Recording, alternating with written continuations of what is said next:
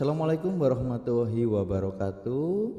Saat ini kita masuk ke materi yang kedua, ya. Materi yang kedua terkait terkait fungsi bahasa, intinya bahasa Indonesia dalam konteks pendidikan ekonomi, gitu ya. Fungsi bahasa Indonesia dalam konteks pendidikan ekonomi. Itu. Nah, sebelum kita masuk ke pembahasan dari apa yang sudah dipresentasikan oleh teman-teman, mari kita simak dulu video presentasi dari masing-masing kelompok. Assalamualaikum warahmatullahi wabarakatuh. Kami dari kelompok 2 akan membahas tentang bahasa Indonesia dalam ranah keilmuan ekonomi dan pendidikan. Perkenalkan, nama saya Devi Sabina. Dan saya Dwi Nurwati. Saya Indah Setio Pratini. Saya Nelma Novitasari. Di sini kami akan menjelaskan tentang 1. Peran bahasa Indonesia saat ini. 2. Peran bahasa Indonesia sebagai bahasa keilmuan dan teknologi. 3. Peran bahasa Indonesia sebagai bahasa perdagangan di era masyarakat ekonomi ASEAN. 4. Peran bahasa Indonesia dalam dunia pendidikan. 5. Peran bahasa Indonesia dalam membangun kepribadian siswa.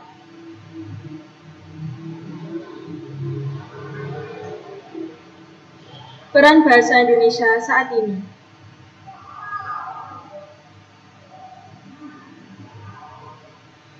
Peran bangsa Indonesia masa ini adalah sebagai alat komunikasi, alat ekspresi, alat integrasi dan adaptasi sosial, dan alat kontrol sosial. Saat ini masyarakat suatu negara sangat membutuhkan bahasa.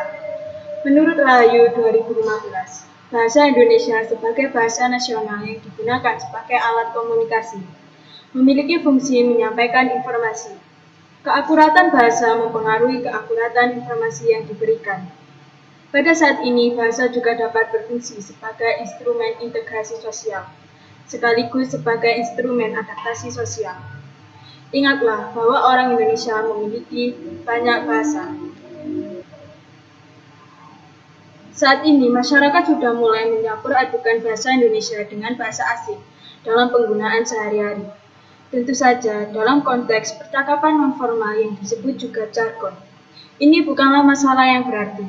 Namun sayangnya, jargon juga bisa digunakan dalam forum ilmiah, media, konferensi, seminar, dan forum formal lainnya. Jika kita melihat alasan utama dari fenomena ini adalah kebiasaan masyarakat Indonesia pada umumnya yang mengagungkan segala sesuatu yang bersifat internasional, asing, atau mungkin barat. Dengan kata lain, masyarakat Indonesia pada umumnya kurang bangga dengan bahasa dan budayanya sendiri. Berurusan dengan bahasa dan budaya asing dianggap keren dan dapat diterima dalam pergaulan. Fenomena negatif yang masih sering terjadi di tengah-tengah masyarakat Indonesia adalah banyak orang Indonesia yang dengan bangga memamerkan pengetahuan bahasa Inggrisnya meskipun tidak lancar berbahasa Indonesia. Merasa malu jika tidak fasih berbahasa asing atau Inggris. Tetapi jangan pernah malu atau ketinggalan jika tidak fasih berbahasa Indonesia. Anda meremehkan bahasa Indonesia, Anda merasa lebih pintar dari yang lain karena Anda fasih berbahasa asing atau Inggris. Meskipun penguasaan di bahasa Indonesia Anda tidak sempurna, fenomena ini seolah mencuri identitas bangsa kita. Seolah-olah bahasa Indonesia tidak lebih baik dari bahasa asing. Dalam hal ini, bahasa Inggris. Dengan tuntunan hidup di era globalisme, manusia mungkin juga akan dipaksa untuk mengatasi di tingkat global. Namun pada akhirnya, orang-orang dalam pergaulannya kehilangan identitas nasionalnya. Bahasa Indonesia ini membawa kita lebih dekat ke detik-detik memudar dari satu-satunya bahasa kita, bahasa Indonesia. Selanjutnya yaitu peran bahasa Indonesia sebagai bahasa keilmuan dan teknologi.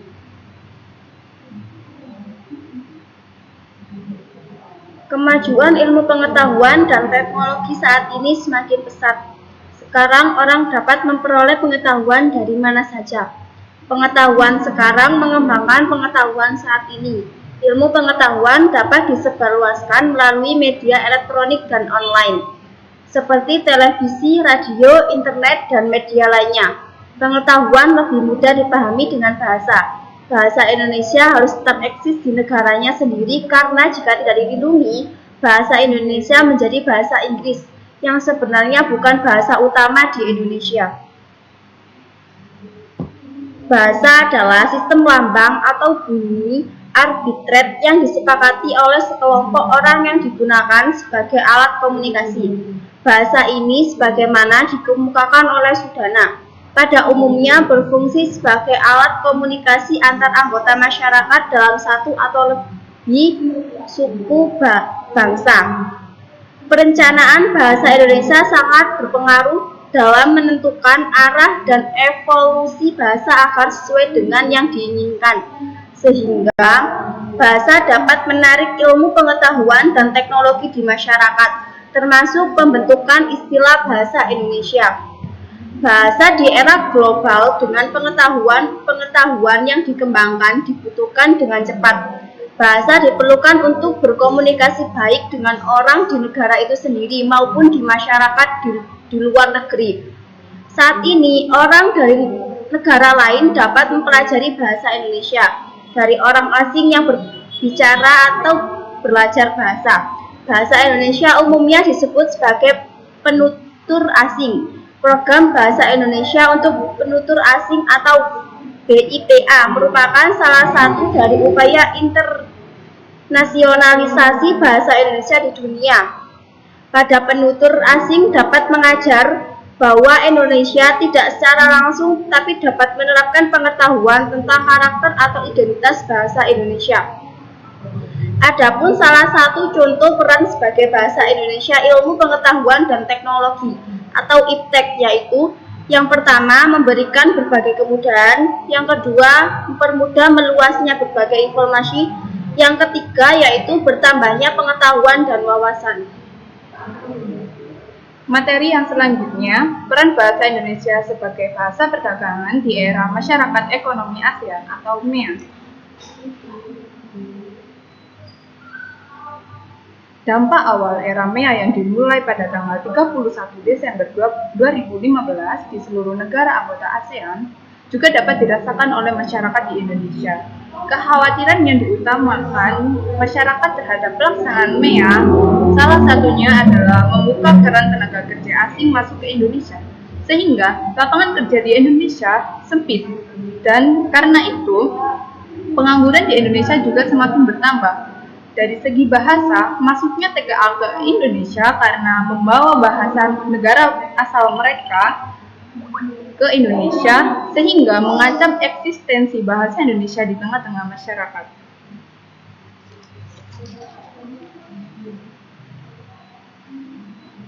Namun, hal ini perlu disikapi secara positif. Perspektif menggunakan produksi MEA sebagai sarana promosi bahasa Indonesia di antara tenaga kerja asing di Indonesia. Hal ini didasari pada kebutuhan tenaga kerja asing yang berkomunikasi dengan 250 juta orang di Indonesia agar dapat berbaur dengan masyarakat, sehingga ini menjadi agenda prioritas mereka.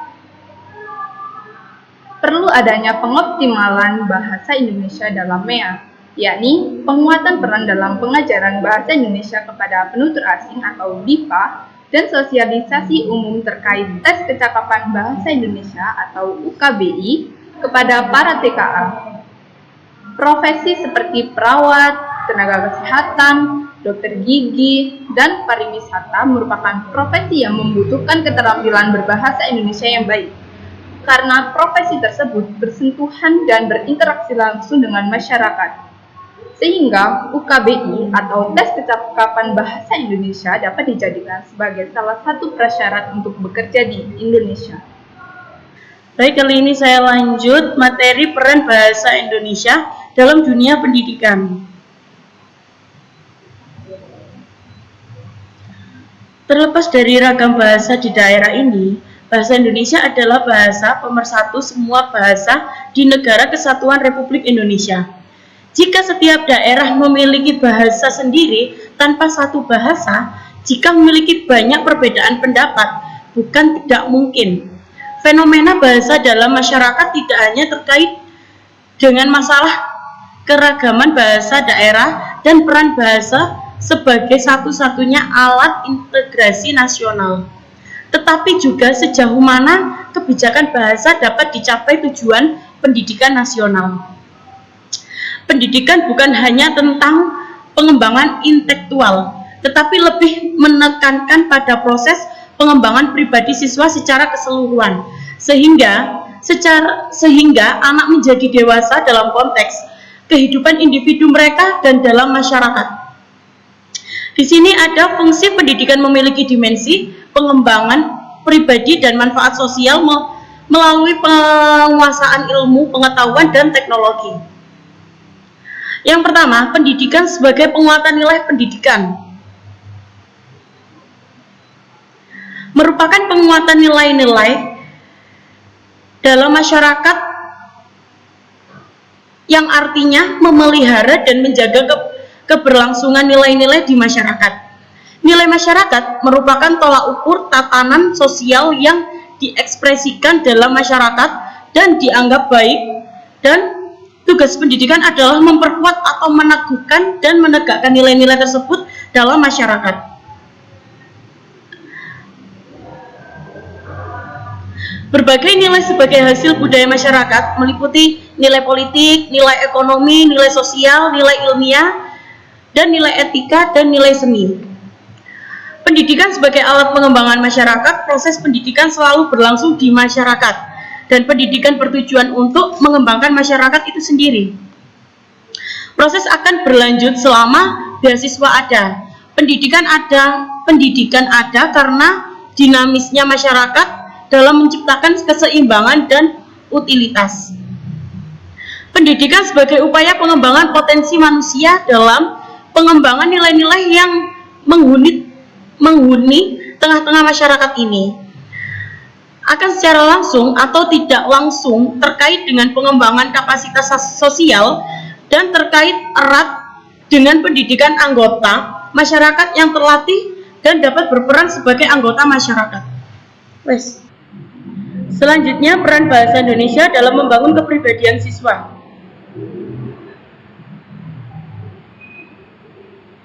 Satu hal yang harus diingat untuk tujuan bahasa Indonesia, karakter kepribadian bangsa adalah persepsi yang jelas antara perbedaan doktrinal bahasa Indonesia dan pendidikan bahasa Indonesia.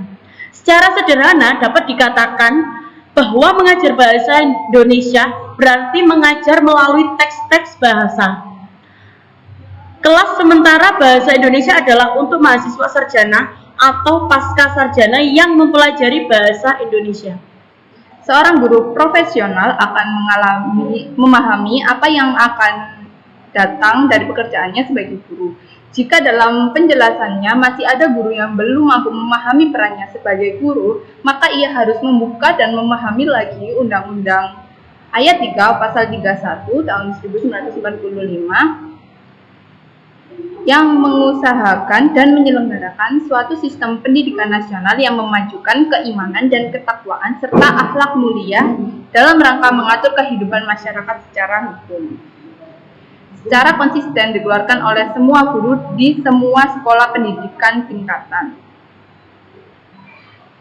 Tidak ada yang harus dilakukan untuk memberi karakter pada anak, namun faktanya bahwa karakter positif dari beberapa siswa mulai memudar, terlihat dalam perilaku siswa yang sering memiliki perkelahian antar sekolah, hubungan antara lawan jenis yang melebihi batas koreksi, konsumsi minuman atau menggunakan hal-hal yang dilarang, dan banyak lebih bahwa mereka tidak sesuai. Kita telah kehilangan identitas dan adat budaya kita yang berharga. Atas dasar itu, pemerintah menyusun Undang-Undang Pendidikan yang baru, yaitu Undang-Undang Nomor 20 Tahun 2003 tentang Sistem Pendidikan Nasional Bab 1 Pasal 1 Ayat 1 yang berbunyi, pendidikan adalah usaha sadar dan terencana untuk menciptakan suasana pembelajaran dan proses pembelajaran bagi peserta didik untuk aktif berkembang, memiliki kekuatan spiritual keagamaan, pengendalian diri, kepribadian, kecerdasan akhlak, mulia, dan keterampilan yang diperlukan dirinya, masyarakat, bangsa, dan negara. Fungsi pendidikan Indonesia dijelaskan untuk mengembangkan keterampilan dan membentuk watak serta peradaban bangsa yang akan dirancang pembentukan kehidupan bangsa yang bermartabat dengan tujuan mengembangkan potensi peserta didik agar menjadi manusia yang beriman kepada Tuhan Yang Maha Esa dan bertakwa. Itu saja yang dapat kami sampaikan, semoga bermanfaat. Apabila ada kesalahan dalam pengucapan dan tindakan, mohon dimaafkan. Wassalamualaikum warahmatullahi wabarakatuh.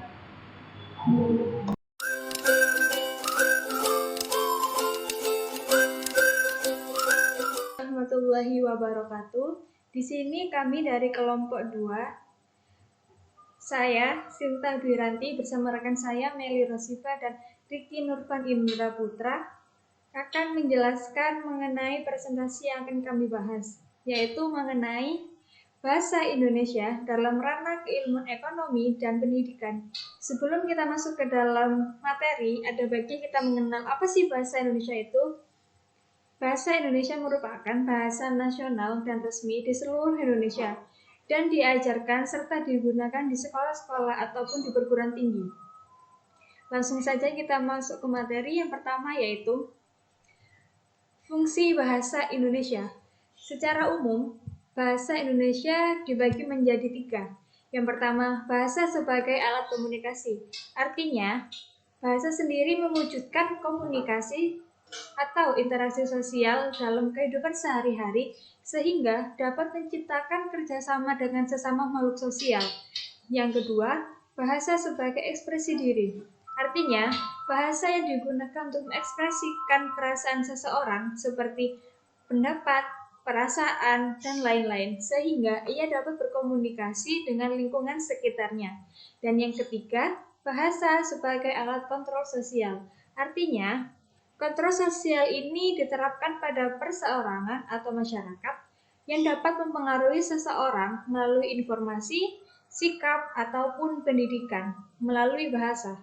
Sehingga orang tersebut dapat memperoleh pandangan baru, sikap baru, dan perilaku yang disampaikan oleh orang tersebut. Yang selanjutnya yaitu fungsi bahasa Indonesia secara khusus. Yang pertama, sebagai hubungan dalam pergaulan.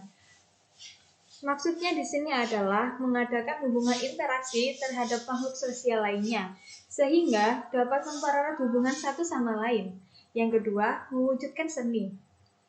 Bahasa dapat mengungkapkan curahan hati atau perasaan yang sekarang bisa dibentuk dalam pantun, puisi, cerita, atau blog, bahkan vlog.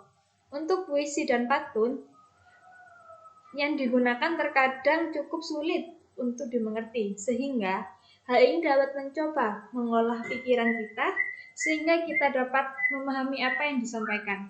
Dan yang ketiga, pemanfaatan iptek. Dengan berjalannya waktu ke waktu, ilmu dan teknologi pun ikut maju, sehingga ini membuat para manusia untuk mau belajar melakukan hal yang baru, memunculkan kreativitas di masa sekarang, lalu dibagikan di masyarakat luas sehingga masyarakat dapat mempergunakan dan memperbarui menjadi hal yang baru. Yang selanjutnya yaitu peranan bahasa Indonesia dalam bidang ekonomi. Bahasa Indonesia yang memiliki peranan dalam bidang ekonomi digunakan sebagai alat untuk membantu kelancaran berkomunikasi dan membantu cara berpikir yang lebih modern dalam memberikan pendapat atau memecahkan masalah. Dengan perkembangan ilmu pengetahuan dan teknologi, bahasa Indonesia juga tidak mau harus ikut berperan dalam dunia persaingan bebas baik di bidang ekonomi, politik, dan komunikasi. Di bidang ekonomi, bahasa Indonesia sangat diperlukan karena dalam perekonomian terjadi interaksi antar orang, sekelompok, ataupun negara yang menjadikan proses transaksi berjalan dengan lancar. Semua hal itulah yang dibutuhkan dalam kegiatan ekonomi di Indonesia. Sehingga bahasa Indonesia sangat berperan sekali dalam bidang ekonomi agar kegiatan ekonomi di Indonesia berjalan dengan baik dan benar serta sesuai dengan kaidah. Untuk materi selanjutnya akan disampaikan oleh rekan saya, Ricky. Baik, saya akan melanjutkan dari Sinta. Peran bahasa Indonesia sebagai bahasa perdagangan di era MEA dalam masyarakat ekonomi ASEAN. Peran bahasa Indonesia sebagai bahasa perdagangan di era MEA telah tergambar bahwa bahasa Indonesia memiliki peran yang besar untuk dijadikan bahasa perdagangan di era MEA. Tugas dan tanggung jawab pemerintah dan warga negara adalah menjaga kewibawaan bahasa Indonesia melalui penjualan dan penawaran produk, barang, dan jasa, serta sebagai bahasa pengantar perdagangan dalam melakukan transaksi dan promosi dengan menggunakan bahasa Indonesia.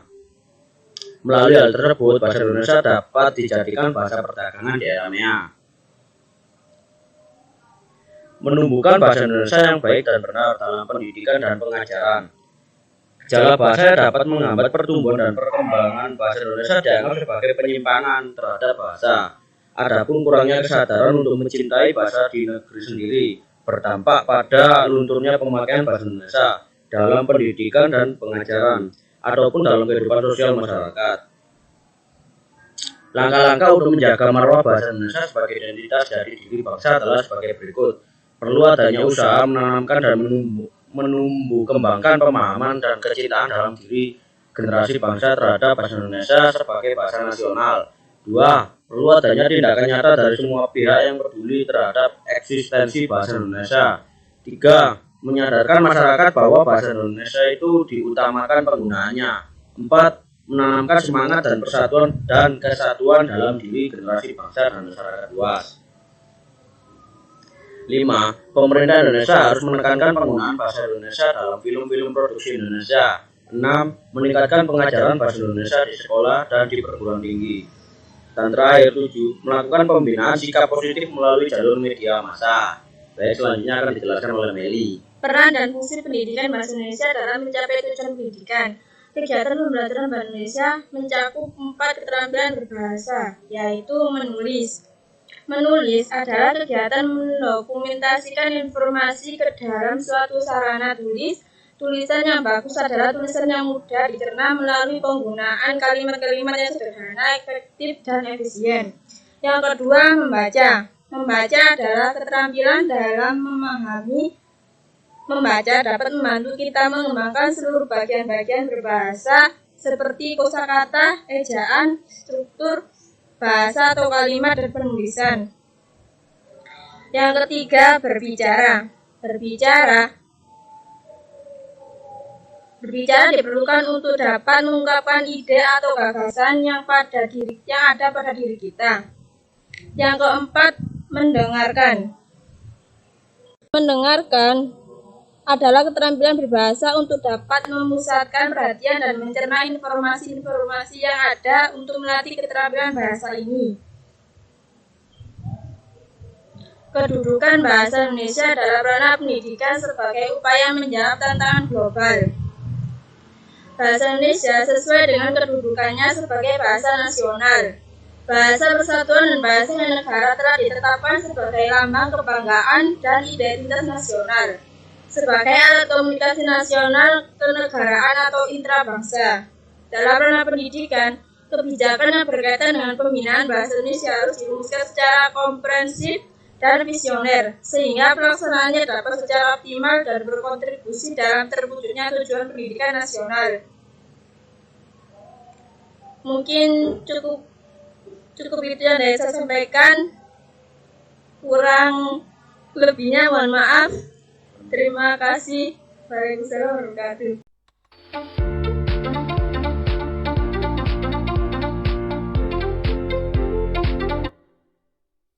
Oke, itu tadi presentasi dari masing-masing kelompok terkait bahasa Indonesia dalam konteks pendidikan ekonomi, dikarenakan jurusan Anda adalah pendidikan ekonomi, maka materi bahasa Indonesia yang saya sampaikan tentunya akan mengarah pada pendidikan ekonomi dan ilmu ekonomi secara murni. Nah, sekarang saya coba untuk menjelaskan beberapa hal yang perlu diperkuat pada materi tersebut. Yang pertama adalah fungsi bahasa. Oke, tadi di awal-awal setiap kelompok sudah menjelaskan bagaimana fungsi bahasa Indonesia. Nah, intinya fungsi bahasa Indonesia yang utama atau bahasa pada umumnya yang utama adalah fungsi komunikasi, ekspresi, dan kontrol sosial. Sebagaimana yang kita ketahui secara umum dan common sense dalam pemikiran yang sederhana saja, bahwa bahasa itu penting untuk komunikasi, gitu ya. Dimana tanpa bahasa kita tidak akan bisa berkomunikasi dengan orang lain, baik yang sudah dekat dengan kita maupun yang di luar komuniti kita. Jadi adanya bahasa di dalam sebuah komunitas, maka untuk fungsi komunikasi di dalam sebuah komunitas atau komunitas tutur bahasa. Jadi misalnya orang-orang yang berbahasa dengan bahasa Indonesia atau orang-orang yang berbahasa dengan bahasa Madura, itu disebut dengan komunitas tutur atau komunitas komunikasi bahasa Madura dan komunitas komunikasi bahasa Indonesia. Nah, di dalam komunitas itu, di dalam internal komunitas itu, komunikasinya menggunakan bahasa tertentu yang masing-masing disepakati penggunaannya oleh setiap anggota komunitas, atau yang kemudian di sini disebut dengan konvensi bahasa. Kesepakatan penggunaan terhadap sebuah bahasa. Kemudian untuk extra community atau orang-orang di luar komunitas, ada komunitas yang lebih luas yang diakomodir oleh adanya bahasa yang lebih luas penggunaannya daripada hanya segelintir atau sekelompok komunitas. Contoh misalnya ketika orang-orang dari Sabang sampai Merauke di Indonesia menggunakan bahasa Indonesia yang dianggap mampu untuk menjadi bahasa penghantar atau bahasa komunikasi antar komunitas suku, yang masing-masing suku memiliki bahasa daerah masing-masing. Itu intinya untuk tujuan komunikasi. Bahasa tidak terbatas pada bahasa lisan kita, gitu ya. Ada juga bahasa-bahasa seperti bahasa kalau untuk orang difabel itu ya pakai bahasa isyarat, itu juga bentuk bahasa. Tentunya bahasa isyarat untuk komunikasi orang-orang yang hanya bisa menggunakan bahasa dengan isyarat, dikarenakan audionya tidak bisa tampil atau tidak available bagi mereka, karena orang-orang yang bisu dan tuli memiliki keterbatasan secara auditorik. Dia tidak bisa menyampaikan bahasa secara auditorik atau dengan suara, maupun menerima suara yang kemudian merepresentasikan bahasa. Makanya biasanya orang yang tuli itu akan sekaligus bisu, tetapi orang yang bisu tidak selalu tuli, karena bisu bisa dikarenakan banyak hal. Salah satunya adalah kerusakan pada alat komunikasinya. Contoh misalnya orang yang kena kanker tenggorokan atau kanker mulut, kemudian mereka tidak bisa menggunakan organ komunikasinya yang bisa mengeluarkan suara, tidak bisa, maka dia menjadi bisu, tetapi dia tidak tuli. Tetapi rata-rata orang yang tuli tidak bisa berbahasa lisan, dikarenakan mereka tidak memiliki model suara.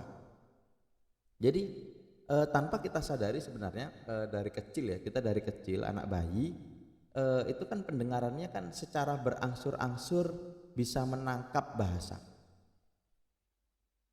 secara berangsur-angsur bisa menangkap bahasa, dan bahasa apa yang dia tangkap adalah bahasa yang dalam bentuk bunyi, dalam bentuk auditorik.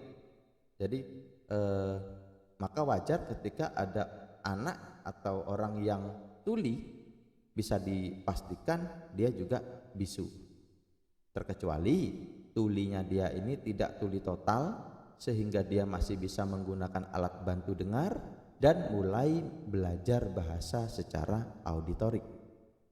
Itu bahasa untuk tujuan komunikasi. Berikutnya, bahasa dengan fungsi ekspresi. Tidak hanya untuk menyampaikan informasi dari kepala kita menuju ke pemahaman orang lain, melainkan juga ekspresi. Jadi bahasa itu juga mengandung ekspresi. Nah, ekspresi ini biasanya diciptakan melalui unsur-unsur suprasegmental yang ada pada bahasa. Jadi Anda kan bukan jurusan bahasa ya. Jadi saya jelaskan dulu apa itu unsur segmental dan suprasegmental. Unsur segmental itu unsur yang bisa dibagi. Segmen itu kan pembagi. Unsur bahasa yang bisa dibagi apa? Mulai dari bunyi, pasangan bunyi, terus kemudian suku kata, kelompok kata, kalimat, kelompok kalimat, sampai paragraf. Itu adalah bagian-bagian bahasa yang bisa disegmentalkan, yang bisa terbagi-bagi. Nah, unsur bahasa segmental ini mengandung makna, tetapi maknanya tentunya adalah makna literer atau makna tertulis atau makna tersurat. Apa yang tertulis yaitu maknanya. Misal, di dalam sebuah chat grup Anda menuliskan, kamu kurang ajar. Ya, kamu kurang ajar tanpa emot. Nah, maka dari misalnya di situ ada 20 anggota kelompok grup WA akan memiliki gambaran atau representasi bahasa yang berbeda. Orang yang tahu Anda pemarah akan langsung merasa bahwa kalimat Anda adalah kalimat kasar, marah. Bila itu dikomunikasikan secara verbal, maka bentuknya adalah kamu kurang ajar.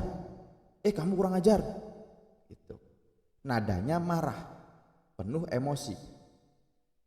Bagi orang yang tidak tahu siapa Anda, orang yang tidak tahu bagaimana karakteristik Anda dikarenakan hanya berteman lewat chat group, dia bisa jadi akan bercanda gitu. Oh iya mas, maaf, ambil dikasih emot tertawa gitu ya.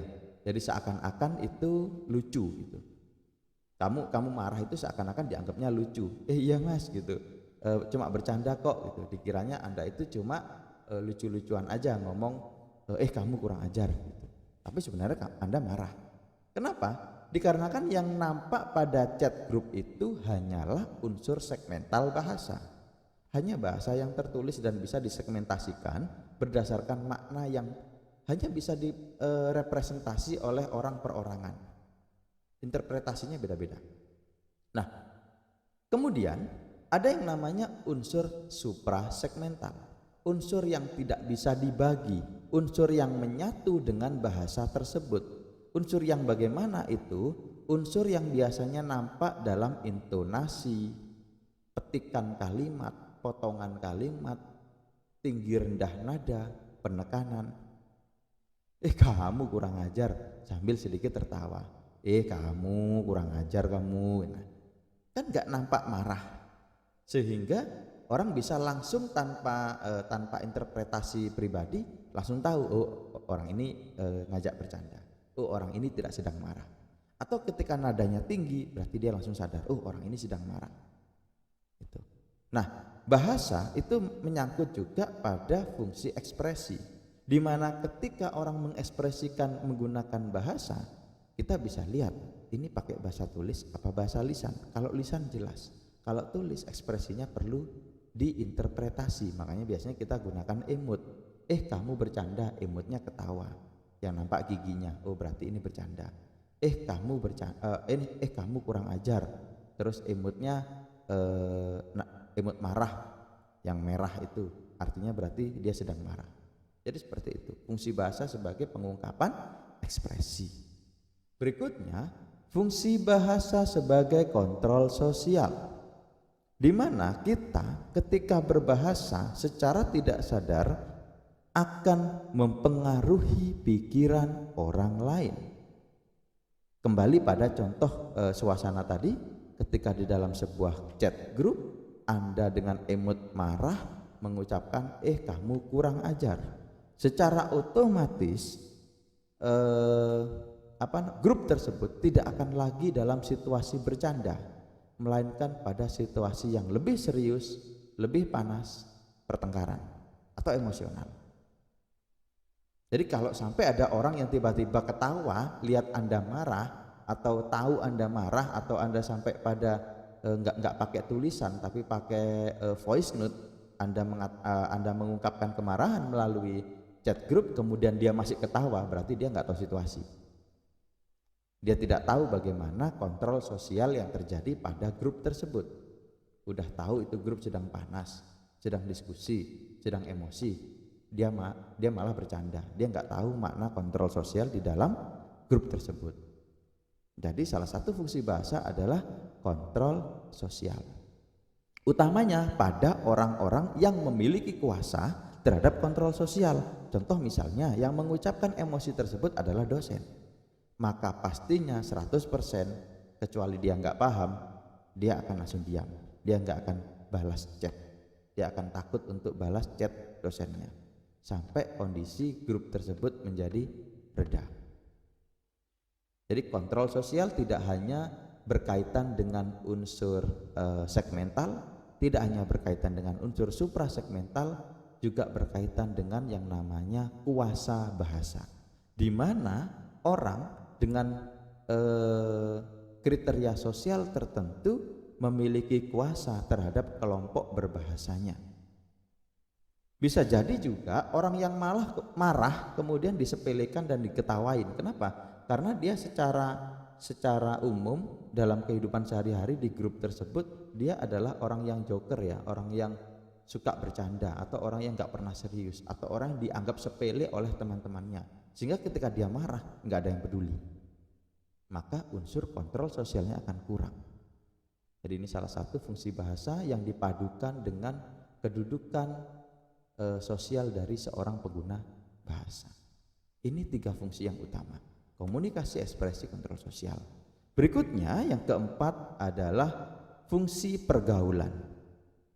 Maka ini adalah turunan dari fungsi komunikasi, di mana Anda jika ingin dianggap bergaul dengan sebuah community bahasa, maka Anda harus bisa menguasai bahasa dari komunitas tersebut. Contoh, Anda adalah mahasiswa PMM atau pertukaran. Kemudian Anda datang ke Pasuruan, Anda mencoba bergaul dengan orang Pasuruan, tetapi Anda masih menggunakan bahasa Gorontalo. Tentu Anda tidak akan diterima di sini. Kenapa? Karena orang Pasuruan gak ada yang paham bahasa Gorontalo. Itu fungsi bahasa. Tetapi karena Anda ingin gaul dengan orang Pasuruan, Anda mencoba mempelajari bagaimana berbahasa dengan orang Pasuruan, tentunya menggunakan bahasa Indonesia dengan menambahkan sedikit bumbu bahasa Jawa atau ungkapan-ungkapan khas yang Anda dengar dan pelajari dari orang Pasuruan. Maka akan dengan mudah Anda bisa membaur dengan orang di Pasuruan. Gitu. Itu fungsi bahasa dalam pergaulan, turunan dari fungsi komunikasi. Berikutnya, mewujudkan seni. Mewujudkan seni. Mewujudkan seni ini adalah turunan dari fungsi ekspresi, di mana ketika kita mengekspresikan sesuatu secara indah menggunakan bahasa yang estetik atau memiliki makna atau unsur semantik atau unsur semiotika yang dalam, memiliki pemaknaan yang dalam, maka ini bisa disebut sebagai karya sastra atau seni dalam bentuk bahasa. Maka bahasa adalah seni. Maka ketika kita bicara, coba Anda perhatikan, bahasanya ini ya, di dosen ekonomi katakanlah di sana ada Pak Nurus sama Bu Dies. Nah, ini Pak Nurus sama Bu Dies. Bu Dies adalah orang yang memiliki estetika bahasa yang bagus. Beliau bisa mengungkapkan bahasa dengan enak, dengan indah, karena beliau memiliki cita rasa bahasa yang bagus. Sedangkan Pak Nurus misalnya, atau saya misalnya, orang-orang dengan karakteristik bahasa yang agak humble, selengean, santai, membaur dengan kalian, maka merasa tidak perlu untuk menciptakan kreasi seni dalam berbahasa. Ya santai aja, biasa aja ngomongnya, malah lebih banyak bercanda. Sedangkan kalau kita lihat Bu Dies kan memang pembicara ya. Bu Dies itu latar belakangnya adalah seorang pembicara, seorang master of ceremony yang bagus, seorang public speaker yang bagus, motivator yang bagus. Maka beliau punya cara-cara tertentu dalam menata setiap unsur segmental, unsur suprasegmental, terus materi, bahkan makna-makna di dalam bahasa yang beliau sampaikan. Sehingga ketika kita dengar Bu Dies berbicara dengan mendengar Pak Nurus atau Pak Tristan berbicara, itu beda. Karena kalau Bu Dies ada seninya. Jadi seperti itu. Itu seni dalam berbicara dan berbahasa. Bisa diwujudkan dalam bentuk seni. Juga dalam bentuk sastra. Contoh misalnya ketika kita berpuisi, ketika kita membaca dongeng, itu juga menggunakan bahasa. Berikutnya menyampaikan iptek. Ini adalah turunan dari komunikasi dan kontrol sosial. Di mana ketika kita menyampaikan iptek, maka ada suatu informasi penting yang disampaikan menggunakan bahasa. Terkait dengan kontrol sosial, bahwa iptek itu membentuk adanya kontrol sosial.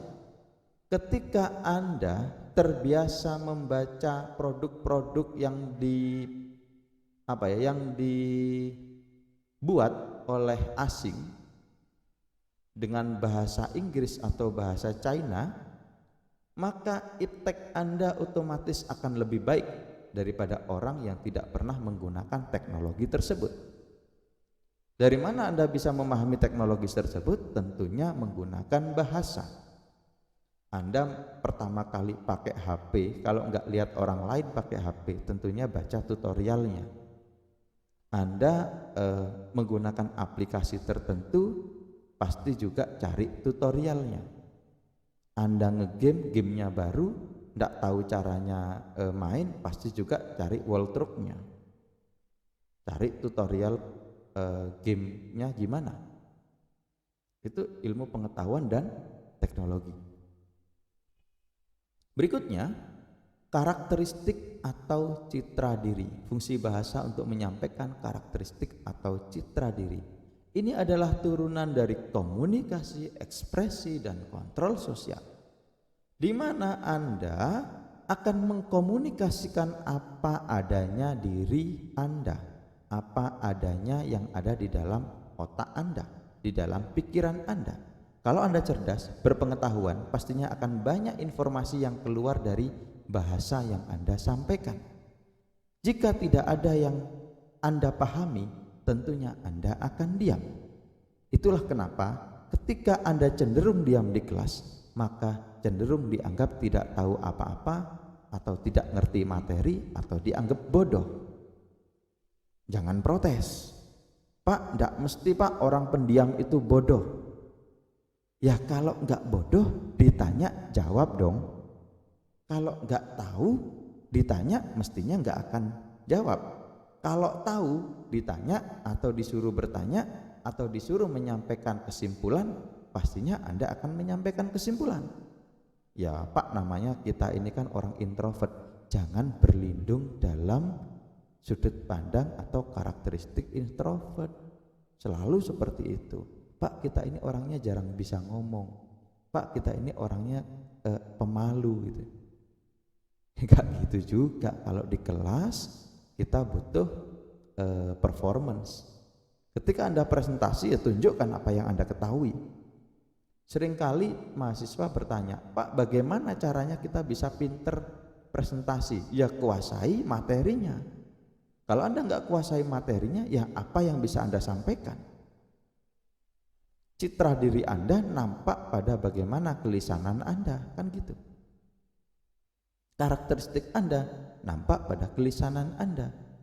Bagaimana Anda berbicara dengan cepat, menjelaskan dengan cepat, kelihatan kalau Anda pemikir yang sangat cepat. Semoga aja bukan pemikir yang terburu-buru. Takutnya terburu-buru mikir kemudian salah. Jelaskan 20 kalimat ternyata salah semua. Kan gitu ya. Jadi jangan sampai menjadi pemikir yang terburu-buru. Jadi pemikir yang cepat boleh, terburu-buru jangan. Berikutnya, karakteristik dan citra diri berkaitan dengan ekspresi, di mana setiap orang pastinya akan ingin atau selalu ingin mengungkapkan ekspresi dirinya. Itu mengekspresikan bagaimana dia. Ini saya, maka saya ekspresikan seperti ini. Saya ingin karakter saya seperti ini. Nah, itu ekspresikan dalam bentuk bahasa. Berikutnya, karakteristik citra diri sebagai turunan dari kontrol sosial, di mana setiap orang akan bisa mengontrol sosial dengan karakteristiknya masing-masing. Contoh nih, Anda adalah seorang pemimpin. Anda adalah pemimpin yang bisa menguasai anak buah Anda. Anda bisa menguasai atau mengontrol bagaimana anak buah Anda bertindak. Maka Anda harus bisa mengontrol bagaimana Anda berbahasa. Terkadang orang butuh bahasa yang halus untuk mendapatkan pemahaman. Tetapi juga orang terkadang membutuhkan bahasa yang lebih kasar, lebih keras, lebih ekstrim, lebih kuat untuk mendapatkan motivasi agar segera bergerak. Ini terkait dengan karakteristik yang sebagai turunan dari kontrol sosial. Berikutnya gaya. Ketika Anda punya karakter, punya citra yang diciptakan melalui bahasa, maka itu akan menjadikan gaya diri Anda sendiri. Jadi Anda bisa menciptakan gaya diri Anda sesuai dengan bagaimana Anda menyampaikan bahasa Anda. Oke, itu fungsi bahasa. Berikutnya, fungsi bahasa yang lebih spesifik dalam bidang ekonomi. Pertama, fungsi bahasa dalam komunikasi, perdagangan, atau interaksional. Pastinya Anda pernah mendengar komunikasi dagang, atau mungkin belum. Itu ya, dikarenakan Anda mungkin masih semester baru. Tapi yang jelasnya intinya ada yang namanya komunikasi dagang, di mana ada tata caranya, ada etikanya di dalam komunikasi dagang. Salah satunya yang biasa kita gunakan sehari-hari adalah Anda tidak boleh atau secara etika tidak diperkenankan menawar kepada, misalnya nih ya, ada pedagang laptop A dan pedagang laptop B. Kemudian di A Anda menawar salah satu laptop merek HP dengan spesifikasi tertentu. Anda diberi harga 5 juta. Kemudian Anda masuk ke pedagang B menyebutkan, pedagang A nawari saya 5 juta loh. Itu kurang etis. Apalagi ketika Anda sudah mendapatkan harga dari B. Contoh misalnya B ngasih harga 5,5, kemudian Anda menyampaikan, di A aku dapat 5 juta. Di sini bisa turun enggak? Sebenarnya itu enggak etis. Dikarenakan kalau sudah tahu harganya begitu, ya saya rasa negosiasinya misalnya 4,5 boleh nggak perlu Anda sampaikan bahwa harga 5 juta dari si A. Karena bisa jadi dua orang tersebut mengambil barang dari sumber seller yang sama. Bisa jadi mereka adalah reseller. Bisa jadi mereka dapat dari tempat yang sama, dari toko utama yang sama, dari pabrikan yang sama, dikarenakan mereknya juga sama, apalagi spesifikasinya sama, barang yang ditawarkan sama. Karena apa? Karena setiap pedagang ketika ingin mengambil keuntungan, dia punya rahasia tersendiri, terhadap kenapa dia menentukan harga tersebut. pertimbangannya dia sendiri sebagai pedagang. Jangan dibanding-bandingkan dengan pertimbangan pedagang lain. Ya, takutnya nih si B adalah orang yang rekan kerja dari si A, ternyata dijual segini, gitu ya. Atau sebaliknya, ini menimbulkan perpecahan atau persaingan yang tidak bagus atau tidak sehat antar pedagang. Anda sebagai pembeli harus tahu etika itu. Atau misalnya Anda sudah taken project dengan sebuah perusahaan penyedia jasa pembangunan. Misalnya nih pembangunan software, bangun kan nggak harus bangun rumah ya. Misalnya Anda ingin membangun sebuah software kepada perusahaan A, Anda sudah nego. Tetapi perusahaan A ini karena sifatnya kekeluargaan dengan Anda agak santai negonya. Ngobrol, dapat harga tapi antara iya dan tidak. Akhirnya Anda menemukan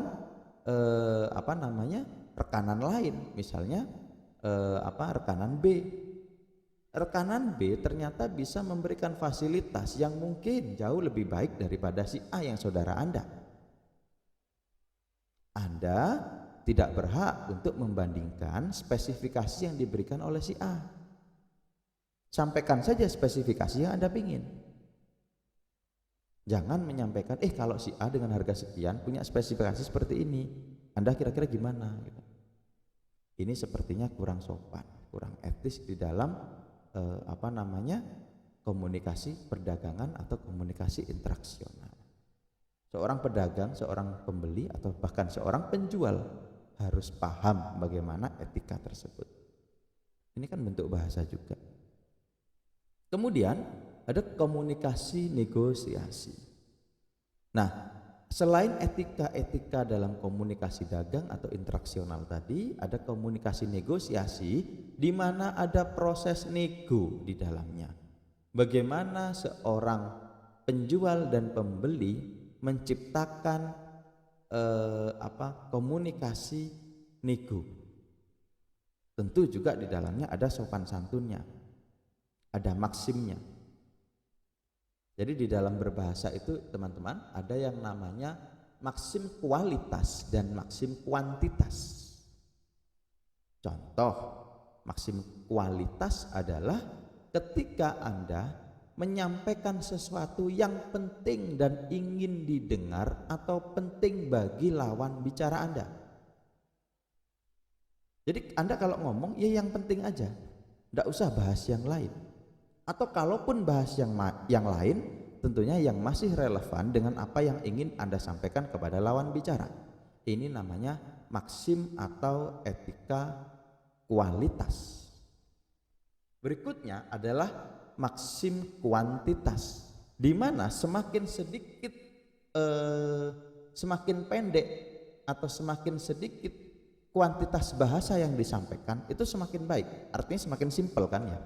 Jadi jangan menyampaikan sesuatu yang sebenarnya simpel tapi berbelit-belit.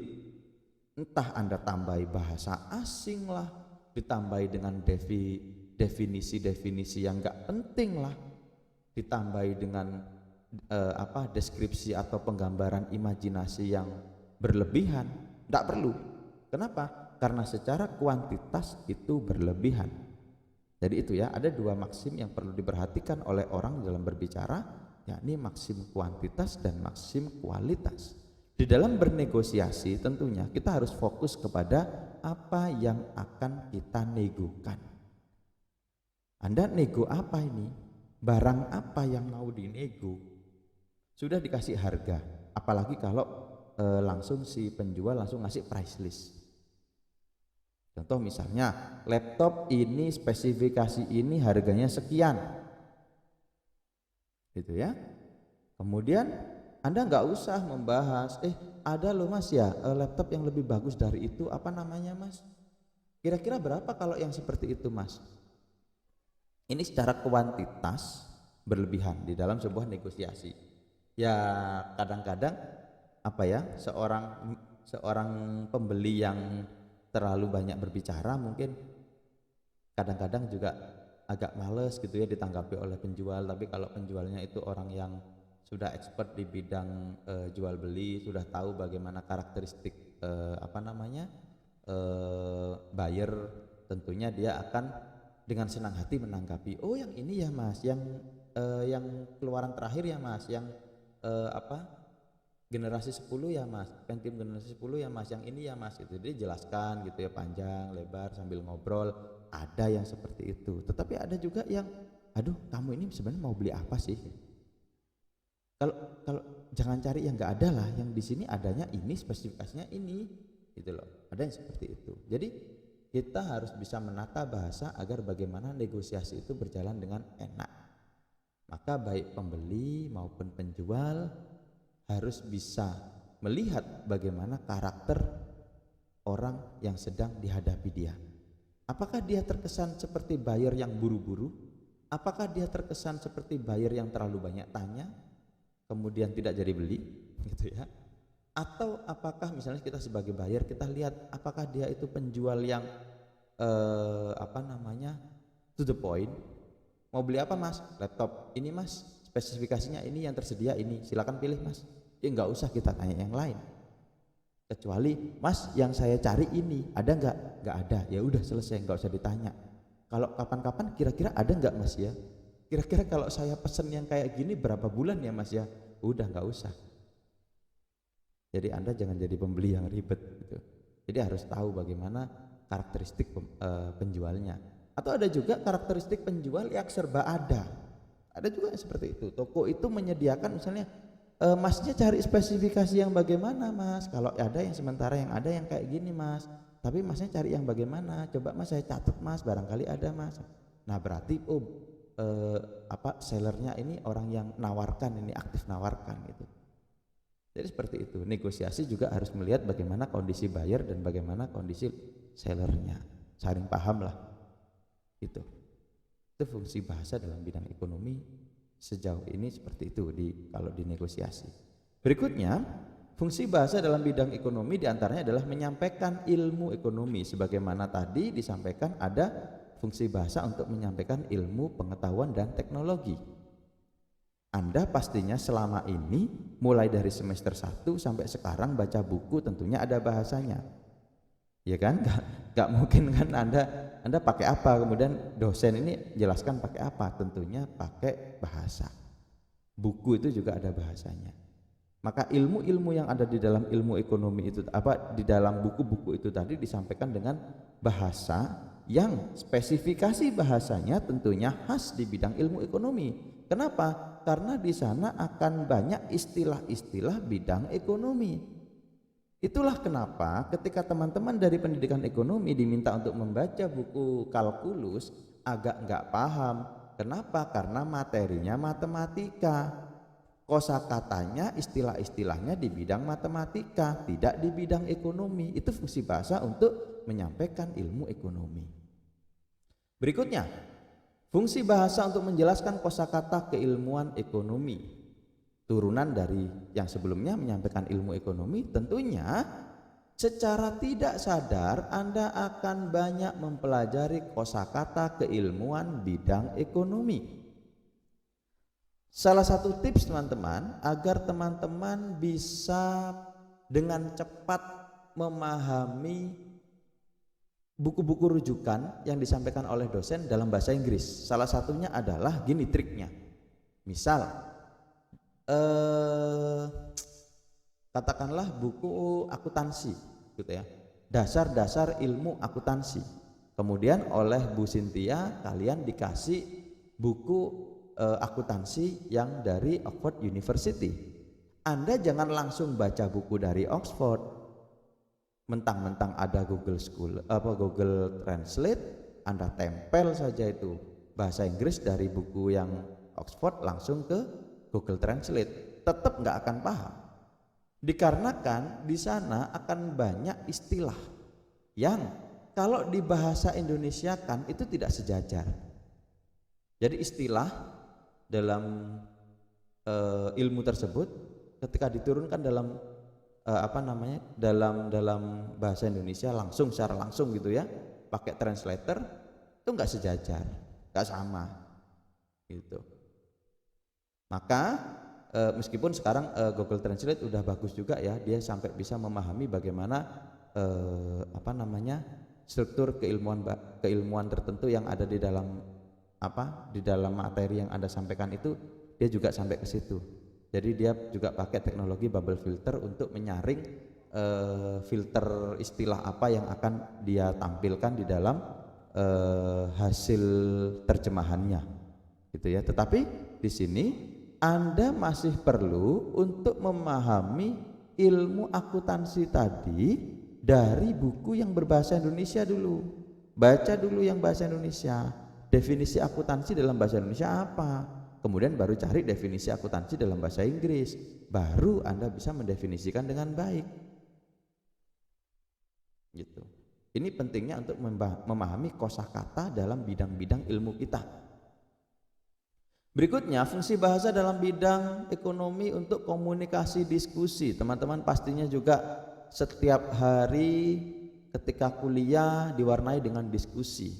Nah, di dalam diskusi pastinya teman-teman menggunakan bahasa. Nah, di dalam berbahasa dan di dalam diskusi itu ada etikanya. Kita tidak boleh nih yang pertama menyela. Jadi di dalam berbahasa Indonesia itu juga ada namanya etika kesopanan, namanya maksim kesopanan. Jadi ada dua ya, maksim kuantitas sudah saya jelaskan, maksim kualitas sudah saya jelaskan, sekarang maksim kesopanan. Anda ketika berdiskusi tidak boleh menyela. Kalau ada orang yang menyampaikan sebuah pendapat, sebuah informasi, dengarkan dulu. Kalau selesai informasinya baru disela. Jika ternyata informasinya terlalu panjang, jangan menyela dengan informasi yang lain, melainkan berilah interupsi. Mohon maaf Bapak atau Mas, saya interupsi, penjelasan Anda terlalu panjang. Bisakah diperpendek? Bisakah diperjelas? Bisakah dipersingkat? Bisakah dipermudah agar saya bisa memahaminya dengan baik? Seperti itu.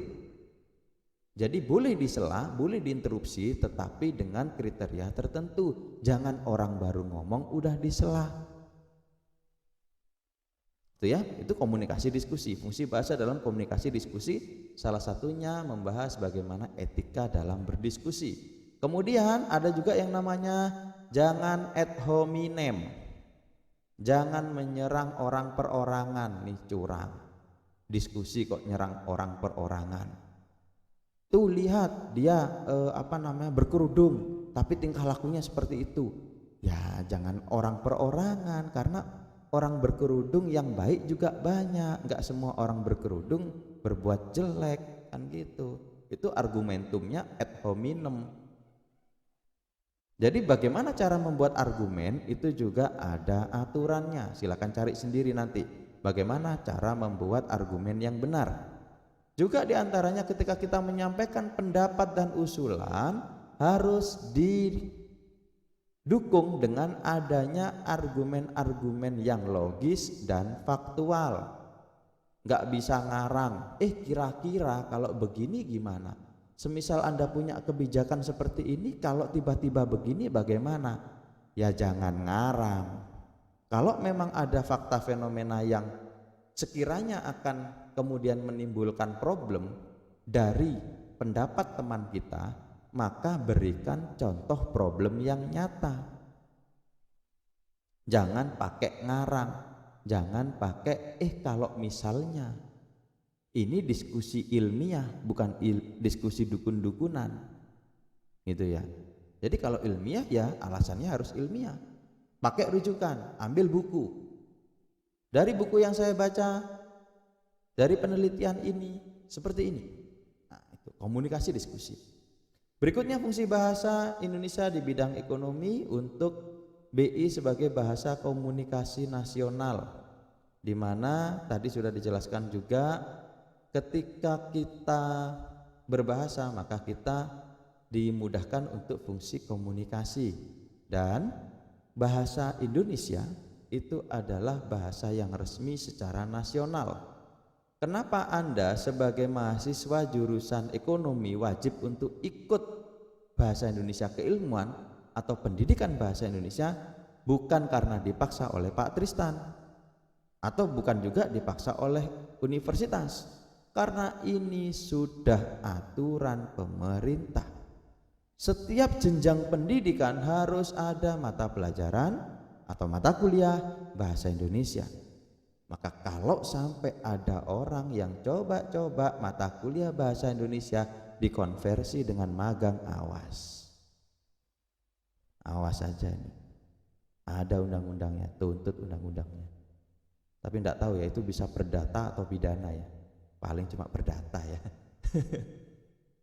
Ada nggak ya pidananya? Coba ada pidananya, seru palingnya. Tak tuntut biar nanti masuk penjara. Kira-kira seperti itu ya, meniadakan pembelajaran atau perkuliahan bahasa Indonesia gitu ya.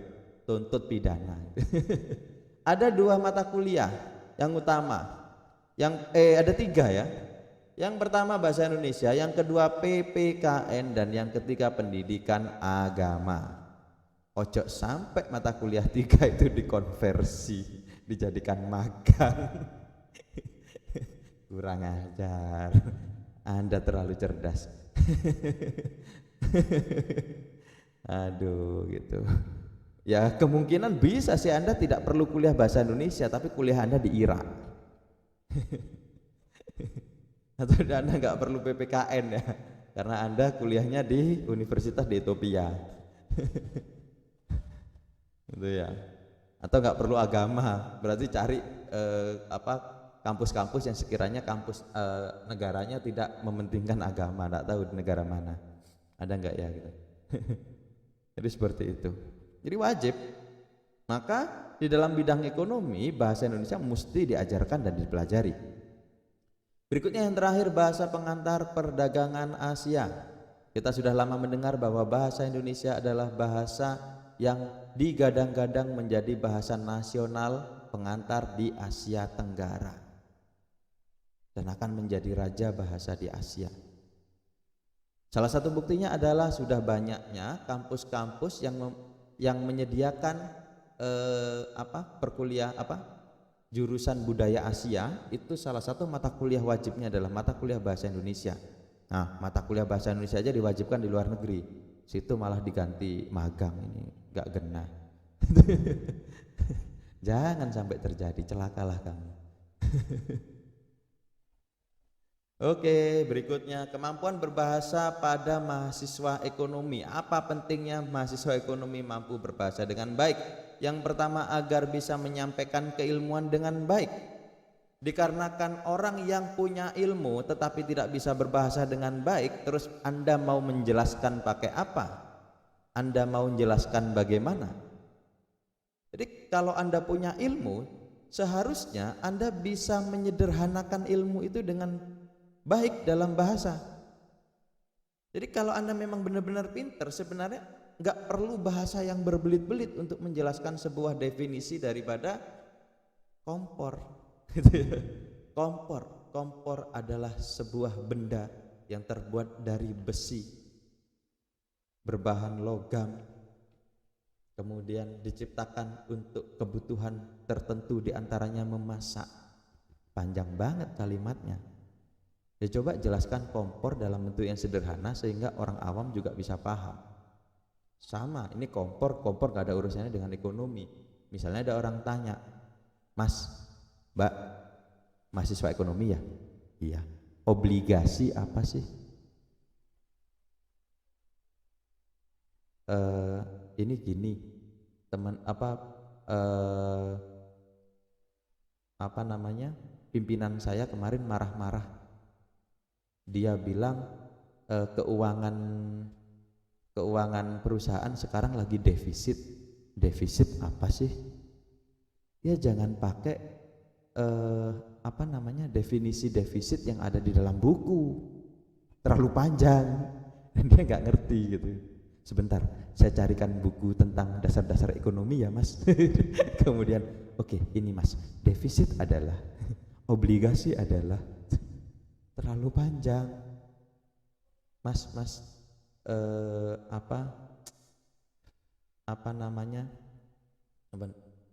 money changer apa sih? Tempat pertukaran uang atau tempat penukaran uang, itu aja udah selesai. Jadi nggak perlu diperpanjang unsur-unsur money changer, fungsi money changer dalam keuangan nasional. Jadi nggak perlu sampai segitunya. Ya jelaskan dengan yang mudah. Dikarenakan Anda bisa berbahasa itu tujuannya untuk menyampaikan keilmuan kepada orang lain. Ya gimana agar orang lain bisa pahami ilmunya. Apalagi Anda dididik untuk jadi guru. Jangan jadi guru yang letterlock atau jadi guru yang fotokopinya buku.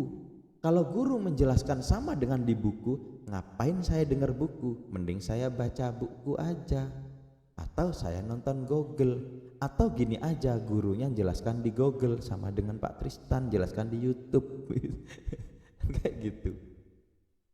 Jadi jangan letterlock, jelaskan yang enak, yang gampang. Berikutnya, kenapa mahasiswa ekonomi harus punya kemampuan berbahasa yang baik? Mendeskripsi dan mendefinisikan keilmuan. Masih nyambung dengan tadi ya, bahwa ketika Anda mendeskripsikan, mendefinisikan itu yang mudah, yang bisa dipahami oleh orang. Berikutnya, menyerap pengetahuan berbahasa Indonesia. Maksud saya menyerap pengetahuan menggunakan bahasa Indonesia yang tepat. Menyerap pengetahuan dengan bermodal. Nanti Anda protes lagi, kok bermodal? Apa bedanya dengan pasar modal? Terlalu jauh Anda berpikirnya. Terlalu pintar Anda. Oke, menyerap pengetahuan dengan modal atau bermodal bahasa Indonesia.